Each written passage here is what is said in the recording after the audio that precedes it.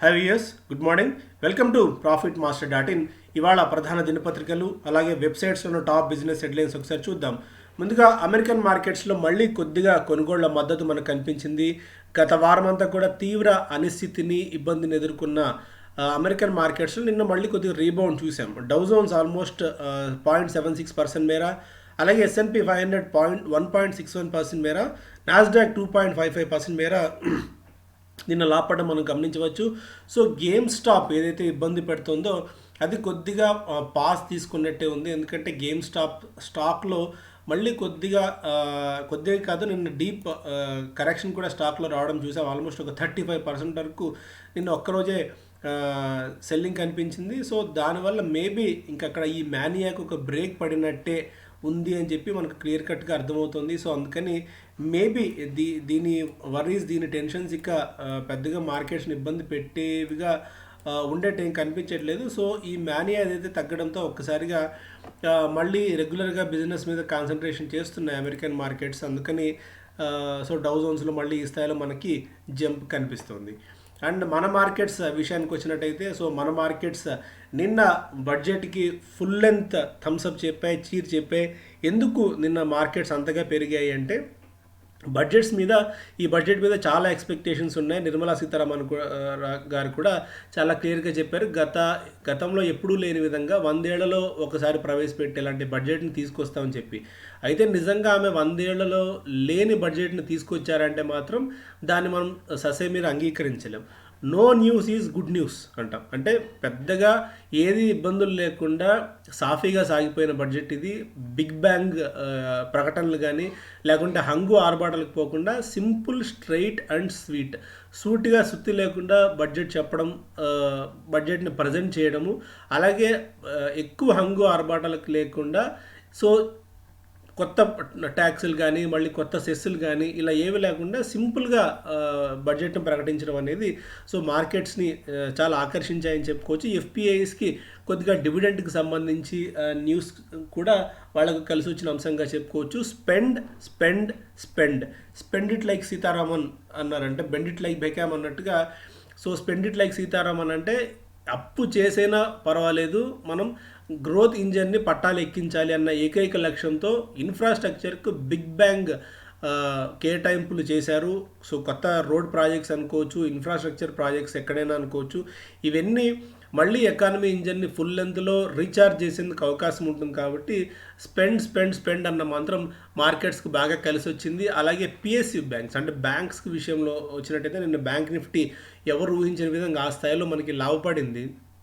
So 2 బ్యాంకుల్ని privatisation చేయడము, ఒక ఇన్సూరెన్స్ కంపెనీని ప్రైవేటైజేషన్ చేయడము, మొత్తానికి ఓవరాల్గా ప్రభుత్వ శాఖల్లో కొన్ని కీలకమైన శాఖలు మినహా మోస్ట్ ఆఫ్ ది సెక్టార్స్ అన్నిటినీ కూడా ప్రైవేటైజేషన్ చేసేందుకు ప్రభుత్వం సమాయత్తం కావడం, ఇవన్నీ కూడా రిఫార్మ్స్కి అంటే రాబోయే రోజుల్లో మరిన్ని సంస్కరణలు తీసుకొచ్చేందుకు ఒక రోడ్ మ్యాప్ లాంటిది వేసింది. రోడ్ మ్యాప్ ప్రభుత్వానికి ఉంది అన్న ఒక స్పష్టమైన ఆలోచన నేపథ్యంలో మార్కెట్స్ ఈ స్థాయిలో నిన్న పెరిగాయి. అయితే మళ్ళీ ఇక్కడి నుంచి మార్కెట్స్ ఇదే స్థాయిలో జోరు కొనసాగిస్తాయా, మళ్ళీ రికార్డ్ హైస్ని టచ్ చేస్తాయా అంటే మాత్రం చెప్పడం కష్టం. మేబీ ఇక్కడి నుంచి రికార్డ్ హైని టచ్ చేయొచ్చేమో కానీ, బట్ ఇక్కడ మాత్రం మనం చాలా అప్రమత్తంగా ఉండాల్సిన అవసరం చాలా ఎక్కువగా ఉంది. ఇంత హ్యూజ్ వోల్టైల్ మార్కెట్స్లో రీటైల్ ఇన్వెస్టర్స్ ఇరుక్కుపోయే ప్రమాదం ఉంది. కాబట్టి just load your pockets.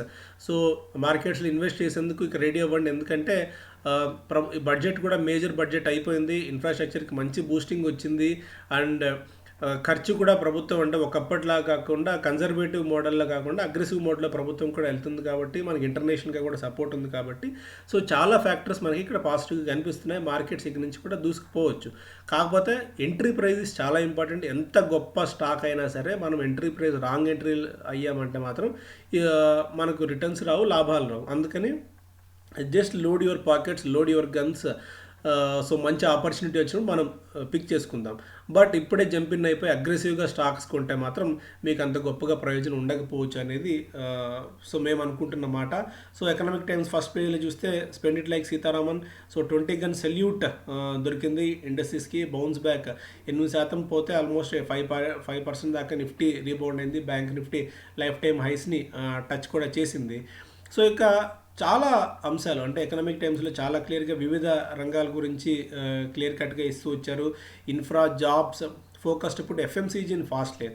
So infrastructure బాగా స్పెండింగ్ పెరిగి కొత్త జాబ్స్ కనుక వచ్చినట్టయితే, లక్షల జాబ్స్ వచ్చినట్టయితే, ఎందుకంటే రోడ్స్ మీద ఉంది, పోర్ట్స్ మీద ఉంది ఫోకస్. సో ఇవన్నీ లక్షల సంఖ్యలో ఉద్యోగాలు తీసుకొచ్చే అవకాశం ఉంటుంది కాబట్టి సో పరోక్షంగా దీన్ని ఎఫెక్ట్ ఎఫ్ఎంసీజీ మీద ఉంటుంది. అంటే కన్జంప్షన్ థియరీ, కన్జంప్షన్ ప్యాటర్న్స్ పెరుగుతాయి కాబట్టి సో ఎఫ్ఎంసీజీ ఫోకస్ ఉండొచ్చు. అండ్ ఐటీసీ బాగా పెరిగింది. ఒకటి, సిగరెట్ మీద మళ్ళీ ప్రత్యేకంగా ఒక సిన్ ట్యాక్స్ కానీ సెస్ కానీ ఎక్కడ ప్రకటన అయితే లేదు. అండ్ అగ్రి సెస్కి సంబంధించి ఒక బూస్టింగ్ ఒకటి కనిపిస్తుంది. సో ఇవన్నీ కూడా ఐటీసీ లాంటి స్టాక్స్కి, ఎందుకంటే రెండు ఉన్నాయి వాళ్ళకి, ఎఫ్ఎంసీజీ ఉంది, వీటి వల్ల ఆ స్టాక్లో కూడా నిన్న మనం జంప్ చూసాము. వైభవ్ గ్లోబల్ లాంటి స్టాక్స్, టైటాన్ లాంటి స్టాక్స్ పెరిగి, ఎందుకంటే cheaper gold, silver jewellery to add glitter to marriage season. ఎందుకంటే ఇంపోర్ట్స్ స్మగ్లింగ్ తగ్గించడానికి వాటికి ప్రభుత్వం డ్యూటీస్ తగ్గించడం అనేది, సో ఇంటర్నేషనల్గా మనం కాంపిటేటివ్గా అయ్యేందుకు ప్రభుత్వం తీసుకున్న నిర్ణయం వల్ల సో ఇక్కడ కన్జంప్షన్ ప్యాటర్న్ థియరీ కూడా పెరిగే అవకాశం ఉంది. కాబట్టి ఈ స్టాక్స్లో మళ్ళీ మనం జంప్ చూసాం. ఇలా మనం అంశాలు మాట్లాడుకుంటూ వెళ్తే చాలా పాయింట్స్, చాలా అంశాలు మనం మాట్లాడుకోవచ్చు. మనకి కాకపోతే ఎక్కువగా టైం సరిపోదు ఇన్ని పాయింట్స్ మనం డిస్కస్ చేయడానికి. So dollars for finance, rupees for PSU banks. So PSU బ్యాంక్స్కి ఒక 20,000 కోట్ల రూపాయల మూలధన కేటాయింపు చేశారు. మనం మొన్న కూడా మాట్లాడుకున్నాం సండే రోజున. సో పిఎస్యూ బ్యాంక్స్కి, ఎస్పెషల్లీ బ్యాంకింగ్ సెక్టర్ మీద ప్రభుత్వం చాలా ఫోకస్లో ఉంది అని చెప్పి, అందుకే నిన్న most of the PSU bank stocks కూడా చాలా చాలా చాలా స్ట్రాంగ్ జంప్ మనకి కనిపించింది. సో అందుకే మనం రెగ్యులర్గా న్యూస్ ఫాలో అవుతుంటే సో ఇట్లాంటివి మనం కొద్దిగా ముందు గెస్ చేసేందుకు అవకాశం కూడా మనకు లభిస్తుంది. ఇక స్పెసిఫిక్ స్టాక్స్ గురించి, వాటి గురించి కూడా మనం మాట్లాడుకుందాం. Government spending can spur formation of capital, lift demand. So డిమాండ్ని లిఫ్ట్ చేస్తుంది. అండ్ ఏ సెక్టార్స్ని కాన్సన్ట్రేషన్ చేయొచ్చు అంటే health care, affordable housing, infrastructure. ఎవరు విన్నా కూడా, ఎవరి నోట విన్నా కూడా ఇన్ఫ్రాస్ట్రక్చర్ గురించి ఎక్కువగా వినిపిస్తుంది. సో వాటన్నిటి గురించి కూడా మనం మాట్లాడుకుందాం. కొన్ని స్టాక్స్ అంటే వివిధ బ్రోకింగ్ ఏజెన్సీలు స్టాక్స్ని ఇక్కడ సూచిస్తున్నాయి. ఏ స్టాక్స్ని పిక్ చేయొచ్చు బడ్జెట్ తర్వాత అని. బెవరేజెస్లోనేమో మనకి ఆల్కహాలిక్ బెవరేజెస్ మీద అగ్రికల్చర్ సెస్ 100% విధించారు. అయితే కస్టమ్స్ డ్యూటీ టు 50% ఫ్రమ్ 150%, 150 నుంచి 50% కస్టమ్స్ డ్యూటీ తగ్గించడం అనేది అక్కడ పేరప్ అయిపోతుంది. సో ఈ టైంలో రాడికో ఖైతాన్, యునైటెడ్ స్పిరిట్స్ లాంటి స్టాక్స్ను కన్సిడర్ చేయొచ్చని. అలాగే రోడ్ అండ్ ఇన్ఫ్రా సెక్టర్లో దాదాపు 1.8 లక్షల కోట్ల రూపాయలు మినిస్ట్రీ ఆఫ్ హైవేస్ అండ్ రోడ్స్కి ప్రభుత్వం కేటాయించింది. దీనివల్ల దిలీప్ బిల్డ్కాన్, ఐఆర్బీ ఇన్ఫ్రా, అశోక బిల్డ్కాన్ లాంటి స్టాక్స్ పిక్ చేయొచ్చు. ఇది కాకుండా యాక్షన్ కన్స్ట్రక్షన్ ఎక్విప్మెంట్స్, ఎందుకంటే రోడ్ అండ్ ఇన్ఫ్రా వస్తుంది అంటే యాక్షన్ కన్స్ట్రక్షన్ లాంటి స్టాక్ మనం మన పోర్ట్ఫోలియోలో ఉంచుకోవాలి. అండ్ ఐషర్ లాంటి స్టాక్స్ కూడా మనం కన్సిడర్ చేయొచ్చు. ఎందుకంటే ఎక్విప్మెంట్, హెవీ ఎక్విప్మెంట్స్ కానీ ఇవన్నీ కూడా వీళ్ళు ఇస్తారు కాబట్టి వాటికి కూడా పరోక్షంగా బెనిఫిట్ అయ్యే అవకాశం చాలా ఎక్కువగా ఉంటుంది. అలాగే సిమెంట్ స్పేస్లోనేమో UltraTech cement, Shree cements, Ambuja cement, ACC లాభపడే అవకాశం ఉందని. ఎన్బిఎఫ్సి స్పేస్లో I'm not sure, but Bajaj ఫినాన్స్ని, మనపురం ఫినాన్స్, బజాజ్ లాంటి స్టాక్స్ని వీళ్ళు ఇక్కడ సూచిస్తున్నారు. జ్యువెలరీ స్పేస్లోనేమో మనకి టైటాన్ ఒకటి ఉంది, బట్ ఇంతకుముందు నేను చెప్పిన మనం దీపావళికి రికమెండేషన్ చేసాం వైభవ్ గ్లోబల్ అన్న స్టాక్, అది కూడా ఆల్మోస్ట్ 50 to 60% దాకా ఇప్పటికే పెరిగింది. బ్యాంక్స్ పరంగా చూస్తేనేమో HDFC bank, axis bank, ICICI bank, IndusInd bank, Kotak bank and SBI కూడా ఫోకస్లో ఉంచుకోవచ్చు. ఇన్సూరెన్స్ సెక్టార్లోనేమో ఎఫ్డిఐని అంటే విదేశీ పరిమితులని 49 నుంచి 74% పెంచారు. దీనివల్ల విదేశాల నుంచి ఇన్సూరెన్స్ రంగంలో పెట్టుబడులు పెట్టేందుకు గేట్స్ ఓపెన్ చేసినట్టు అవుతుంది కాబట్టి so SBI life, ICICI Pru life, ICICI Lombard, HDFC life లాంటి స్టాక్స్ని కన్సిడర్ చేయొచ్చని. రియల్ ఎస్టేట్లోనేమో దీనికి ఇంట్రెస్ట్ హాలిడేని మరొక సంవత్సరం పాటు పొడిగించారు. దీనివల్ల కొద్దిగా మళ్ళీ హౌసింగ్లో బెనిఫిట్ ఉండే అవకాశం ఉంది. Indiabulls, real estate, Oberoi Realty, Prestige, my personal bet, Shobha లాంటి స్టాక్స్ని కూడా లాంగ్ టర్మ్ కోసం కన్సిడర్ చేసుకోవచ్చు. ఇంకా మరికొన్ని స్టాక్స్ కూడా వీళ్ళు ఇక్కడ ఇస్తున్నారు. సో కోటాక్ మహీంద్రా బ్యాంక్ ఒకటి, వీళ్ళ టార్గెట్ 2040 దగ్గర ఉంది. చాలామంది అనలిస్టులు అన్నీ కలిపి ఒక కన్సాలిడేటెడ్గా ఇక్కడ ఎకనామిక్ టైమ్స్లో ఇచ్చారు. LNT 1640 target, Mahindra and Mahindra 935 rupees target, Maruti Suzuki 7,000 rupees 12 month target. ఇప్పుడు కాకపోతే స్టాక్ ఇప్పటికే 7,400 రూపాయలు ఉంది. NTPC 88 rupees, Nestle India 18,000 rupees టార్గెట్గా, ONGC 102 rupees, power grid corporation 220 rupees, Reliance industries 2,211 rupees, State Bank of India 330, Sun Pharma 690, TCS 3,600 rupees, Tech Mahindra 1120, Titan 1630, UltraTech cements కూడా 6,550 rupees టార్గెట్గా వివిధ broking సంస్థలు ఇచ్చిన దాన్ని ఇక్కడ కన్సాలిడేటెడ్గా రూపొందించారు. అండ్ ఇవన్నీ కూడా నేను టెలిగ్రామ్లో పోస్ట్ చేస్తాను, మీరు ఇన్ డీటెయిల్గా ఒకసారి చూసుకోవచ్చు. ఏషియన్ పెయింట్స్ కూడా స్టిల్ ఇంకా 3,000 రూపాయల పైన టార్గెట్ ఇస్తున్నారు, ఎందుకంటే ఇంకా అగ్రెసివ్గా దీని మీద ఉంది. అయితే డైరెక్ట్గా పెయింట్స్కి బెనిఫిట్ అయ్యేందుకు నిర్ణయం మీద లేకపోయినప్పటికీ హౌసింగ్ మీద థర్స్ట్ ఎక్కువగా ఉంది కాబట్టి ఇది పరోక్షంగా లాభపడే అవకాశం ఉంది. Asian paints 825, Bajaj auto 4,770, Bajaj finance 5,900, Bajaj Finserv 10,900, Bharti Airtel 700 rupees, doctor Reddy's labs 5,525, HCL tech 1150, HDFC 2,830, HDFC bank 1,700, Hindustan Unilever 2,600 rupees టార్గెట్కి, ఐసిఐసిఐ బ్యాంక్ 650 రూపాయల టార్గెట్, ఐటీసీ 240 రూపీస్ టార్గెట్.